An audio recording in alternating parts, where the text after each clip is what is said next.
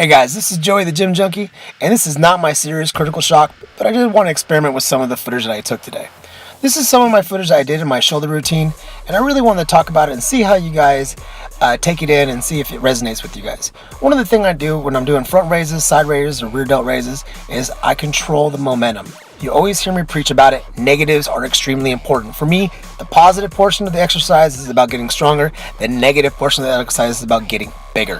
One of the things I'm a big fan of is controlling the weight, eliminating momentum, allow the isolation, and do things that are going to allow the contraction to be tighter. That's why for me it doesn't really matter how much weight I do. When I hear people brag about how much they can lateral raise or how much they can overhead press, that's great if you're being into powerlifting and you're using your weight as a marker for success. I totally get it. But for bodybuilding and for developing muscle growth, for me it's all about tearing down the muscle.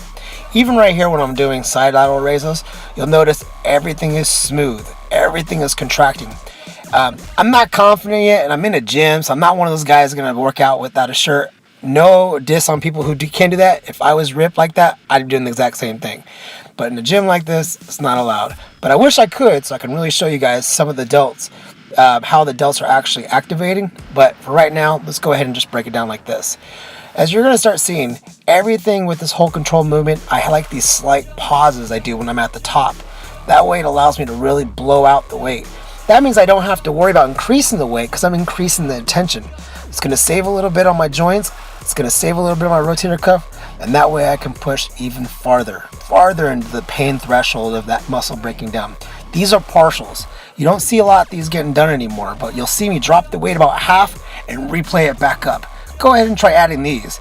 People tell me all the time, well, how many sets, how many reps you do? I don't give a shit. I really don't count. I mean, maybe 4 sets, but to be honest, it's start with 12, I go 10, and then it's failure until the muscle just can't react. For me, that allows me to grow. It's not for everybody. If you're a beginner, I would say stay with 3 to 4 sets. Stay safe with the 15, 12, 10, 10, or 12, 10, 8, 8. But for those that are really looking at hard gaining, this is the way to go. This is Joey the Gym Junkie, and I'm out!